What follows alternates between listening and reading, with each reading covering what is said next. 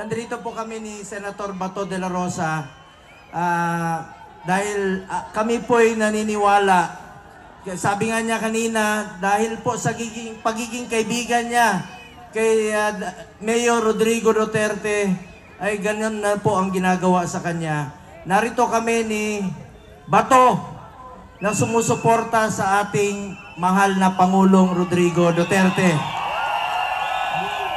Mahal nyo si Pangulong Duterte? Pag mahal nyo si Pangulong Duterte, mahal natin ang ating kapwa Pilipino.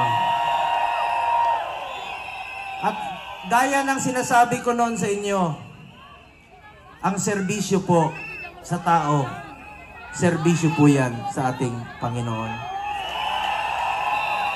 Mahal namin kayo ni Pangulong Duterte at sama-sama po tayo rito. Patuloy kaming magmamahal sa aming kapwa Pilipino. Maraming salamat sa inyong pagmamahal. Salamat po.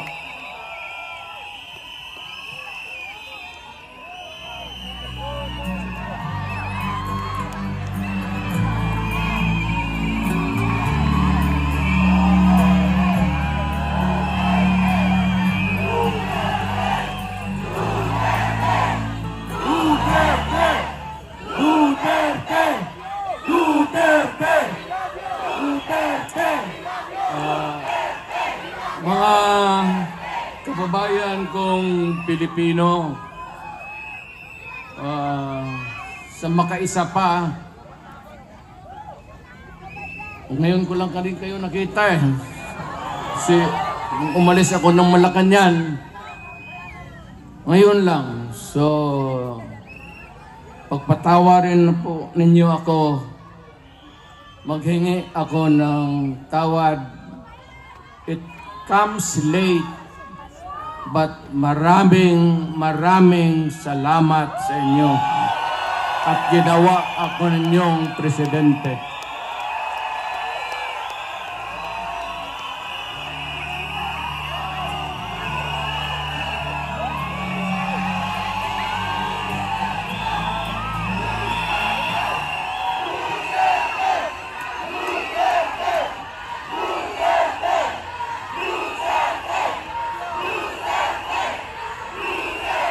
Ang pinuntahan ko dito, nandoon naman ako sa Davao.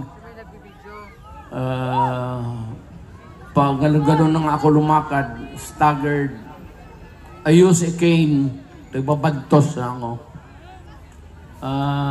Because of old age. I used to be, pupunta ako dito ng Davao, dito man ako nag-aral. At matatag at matigas ang katawan. Hindi ko naman akalain na paabutin ako ng Panginoong Diyos. Makatapos, makauwi, makatrabaho, at maging isang mayor doon for 23 years. Naging congressman, vice mayor ako ng anak ko. Tapos, after about almost 30 years, bumalik ako ng Maynila, hindi na estudyante, presidente na ako.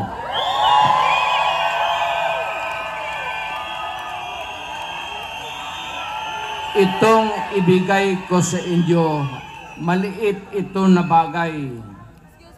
Pwede ninyong itapon ito pagkatapos. Tapon mo lang sa isip mo. Pero pagdating ng panahon, nakikiusap ako sa inyo, nakaluhod, na huwag ninyong kalimutan, ito ay legal. It could spell the difference of what we have now, what we can pass to you, our children, at anong maibigay mo sa iyong mga apo at mga anak ng mga apo nila. Alam mo, may mga tao talagang Ayaw ko sanang lumipas na eh. Lumipas na. But every time sa ating history ni kung may presidente man who started first of all, na una, gusto niyang kulikutin, pakialaman, kalkalin niya ang Constitution. Unfortunately, Ferdinand Marcos Sr. Kaya nakataroon tayo ng from 4 years to another 4 years to martial law hanggang naging 20 years. He could have done it in 10 years. But because they wanted themselves in power, may mga tao dito kayo, lumikik, binanganak kayo si Marcos, namatay na lang kayo dyan sa nilibing kayo, si Marcos pa rin ang presidente ninyo. Yan ang kayo sa likod, yung mga lumad. Hindi na tayo makakaintindihan dyan. Kayo mga Ilocano, kaming mga Bisaya,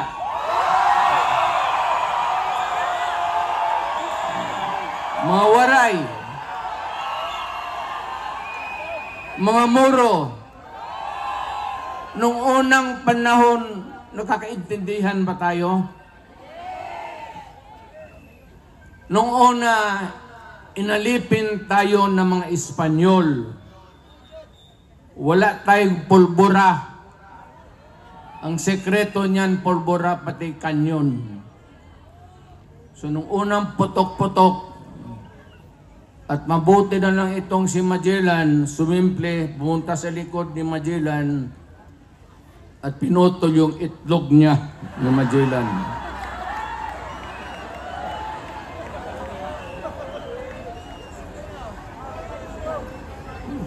Kaya nung naging presidente ako, totoo yan, kayo. Lahat man tayo Pilipino. Tingin-tingin ako dyan sa mga stamps. Jose Rizal, Bonifacio, Apolinario Mabini, si Jacinto, Marcelo H. del Pilar. Okay yan sila. Naririnig na natin noon sa mga lulo ko na ito mga mahusay ng tao. Pero nung nagpapalaki ako ng palaki, bakit puro Tagalog ito, may Ilocano? Sabi ko, wala ba tayong Bisaya na hero?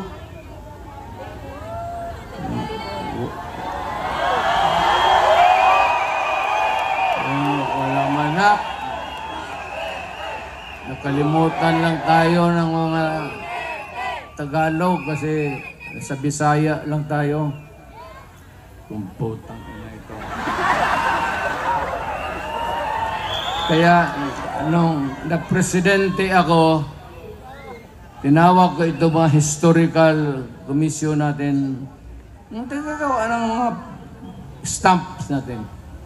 Hoy! Ngayon kayo.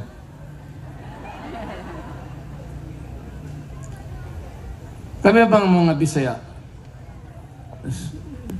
Sino ang hero namin?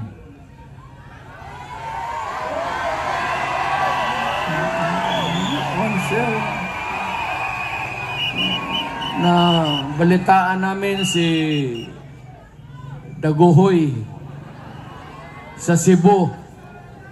Ang problema kay Daguhoy, of later years, nung bago na, ito mga pulis na gago, lahat ng mga pulis, ang tawag nila sa mga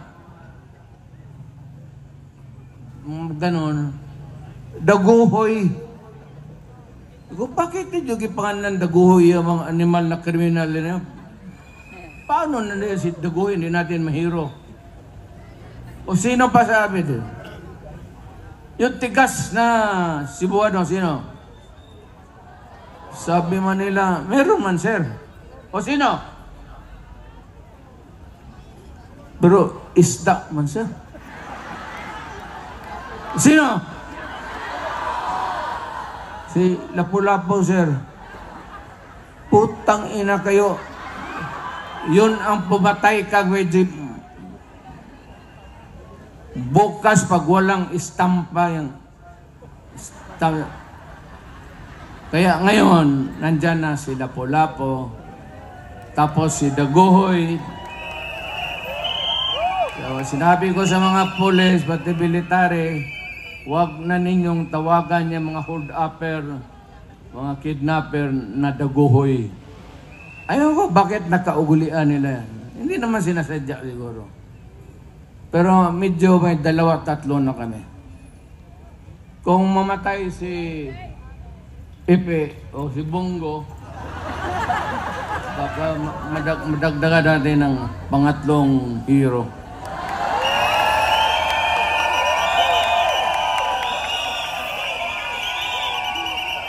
Ito lang, hindi ko na lang habain ha.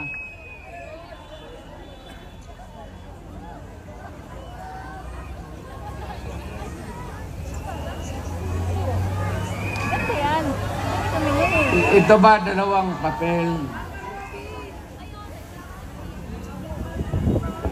Ito yung konstitusyon ngayon. Bantay kayo dito. Bantay kayo dito. It would have a long and lasting, miserable life for you all. Ito yung konstitusyon natin. Ang una talang gumalaw nito, iba-iba niya, si Marcos.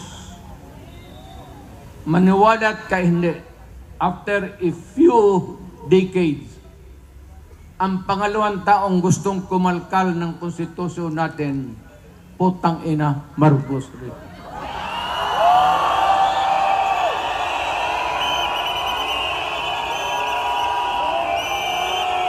Ano ang dahilan? Gusto lang nilang ito. Sabi man itong mga putang ina, naging congressman rin ako. Sabi nila, ito lang mga provision, edukasyon, papasukin natin yung mga lahat, Princeton, kung ano yung, ano, maganda. Okay naman tayo. Yung UP natin, hindi naman matatalo. Education, advertisement. Para sa akin, hindi na kailangan. Walang putang ina, walang pinta. Yan ang excuse ni Marcos noon. Pati ang excuse ni Marcos noon. Marcos. Pareho yung linya. Except dito, sa isang linya lang. Andyan.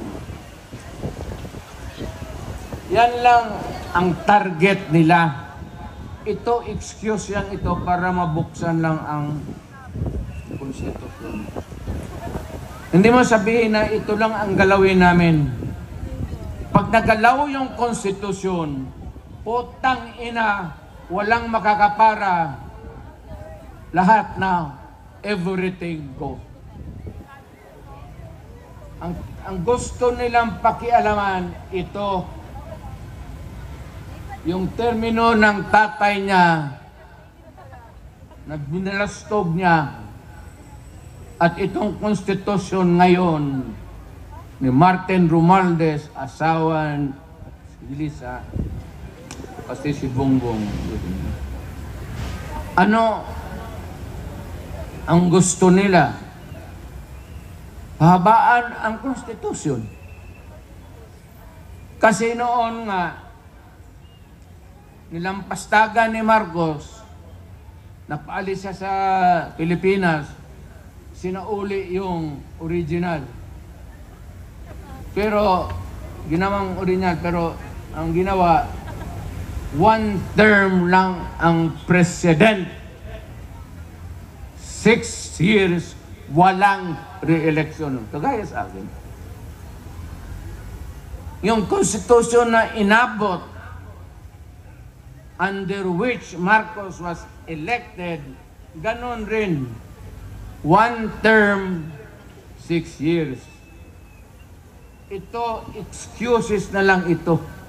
Kagaya nito ni Marcos noon sa tatay niya. Ang puntarya talaga nila, ito, dito, ito. Yung term extension. Noon.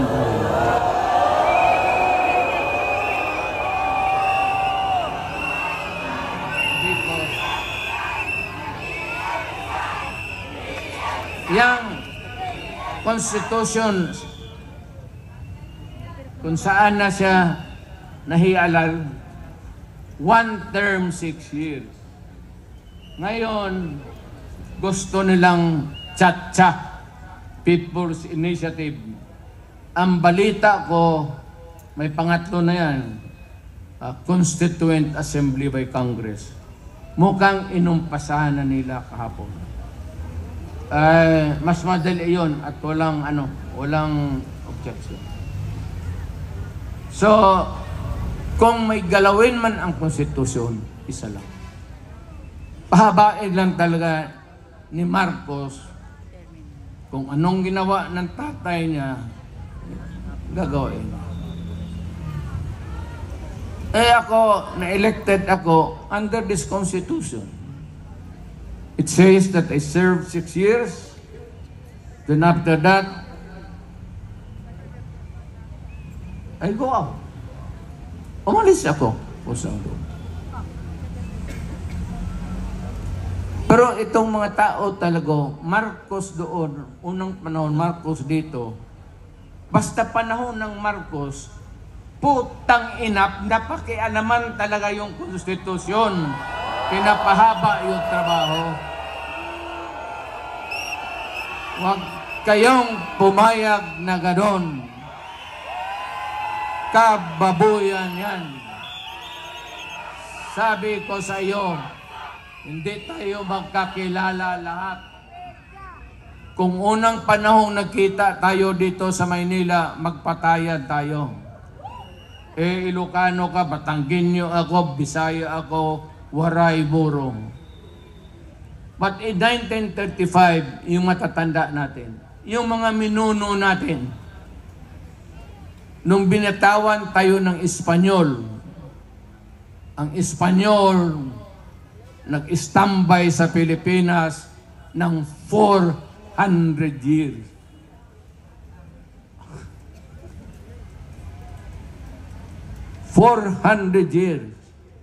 Pumasok ang Amerikano because there was an American-Spanish War. Natalo ang Espanyol, nawala sa kanila ang Mexico, yung mga Marianas Island, pati Philippines, isinurrender nila sa Amerikano. So, ang umupo uli dito ang Amerikano. So, ilang taon tayo nagdusa, nagpakahirap sa mga banyaga. Ngayon, may isang presidenteng dumaan na matagal na dinispat sa naman sana namin. Pati ito ngayong anak, may tuyo sa ulo talaga ang mga...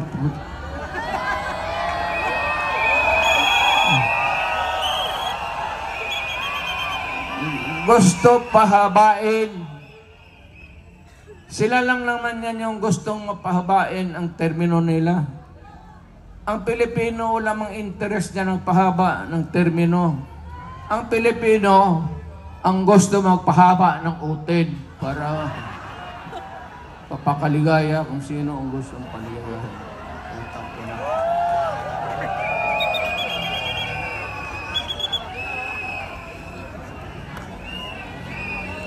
Hindi na ako magtatagal kasi Marami pong salita. Tsaka ilang araw na kayo. Mag-uwi na kayo. Huwag lang kayong magpaluko. Yan ang legal. Nasabi ko. Huwag ninyong pumayag na mangyari yan. Kasi mapalitan nila ngayon, walang siguro kung mapalitan sunod na eleksyon. Kasi ang gusto nila, presidential Republican type of government. Ang Pilipino, tayong lahat dito, may isang boto para sa presidente. Ngayon, ang gusto nila itong Congress, tutunawin nila, gawain nilang parliament. Ang boto sa presidente o prime minister, ang tawag na dyan hindi presidente, prime minister na. Ang mga assemblyman o kaya yung mga congressman ngayon, hindi na kayo makaboto. Nada. No more. Kaya huwag kayong pabayag. Bas pinamatunaw na yung mga kamay ninyo. Sabihin ninyo doon sa kapitbahay ninyo, putang ina ka, pag pumirma ka niyan, papatayin kita. Magpatayan na lang tayo dito lahat. Huwag kayong pumayag sa kabalustugan na yan.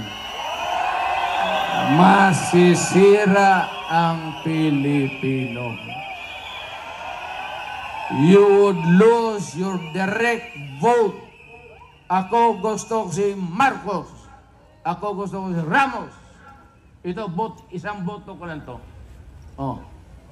Ito, gusto ko si Villar. Isang boto lang. Pag tinunaw nila yung constitution ngayon at yung sabi nilang bagong constitution, itutunaw na nila, ang lalabas niyan, ang presidente maging prime minister na. At ang mga yung mga congressman ngayon, assemblyman na, wala ng Senate, wala ng House of Representatives. Turnada na tayo. Kung sakali man, itapon lang ninyo ang oras, kung sa anong oras kayo mag-umpisa dito, pagka ganon, meron akong ipagbilin sa inyo. Hindi pa naman talaga At saka ako naging presidente. Awang-awa ako sa military. Mababait yan sila. Awang-awa ako sa mga polis. Yung mga polis, maraming gago dyan. Yung iba, pwede ninyong patayin.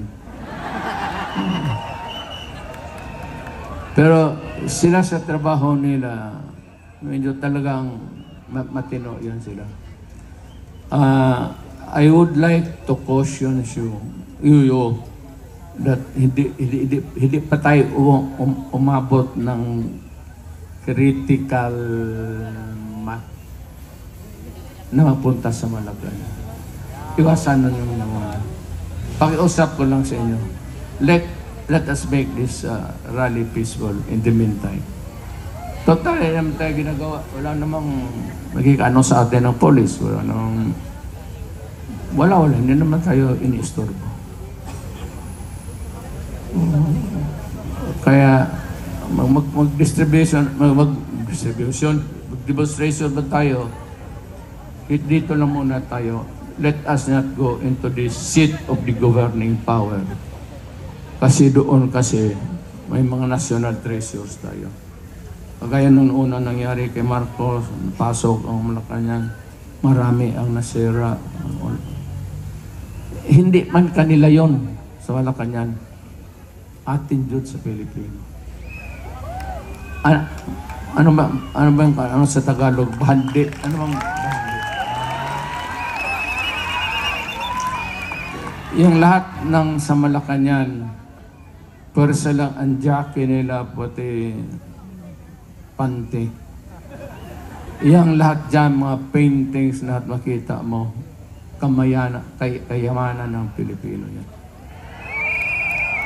So, huwag mo na doon, at kung magpunta to doon, huwag natin sirain.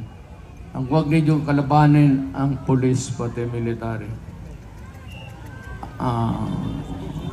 Kung pagdating ako ng paagitna, kasi ayaw ko, naging presidente kasi ako, naintindihan ko trabaho nila. Mahal ko ang militar. Mahal ko ang mga polis.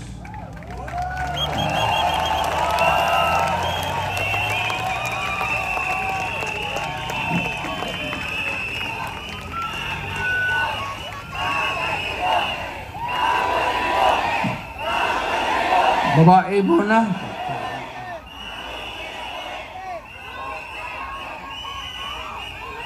May nakikita kasi ako nung polis, ako nung presidente pa ako na na-assign sa akin. Nawala man nung pero the one thing that I can contribute really is let us avoid bloody incident. Hindi pa. Dadating yan. Wala. Pag talang ikaw si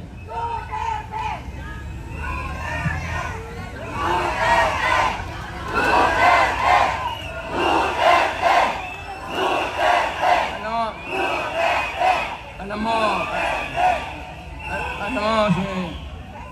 si Marcos, pasyal na lang yan.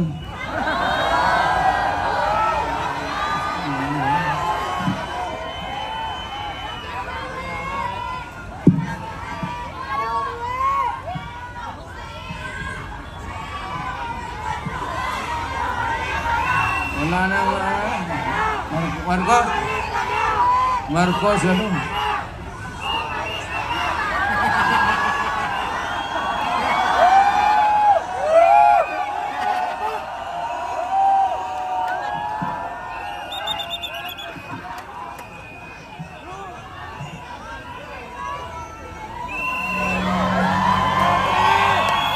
Mahal ko kayong lahat.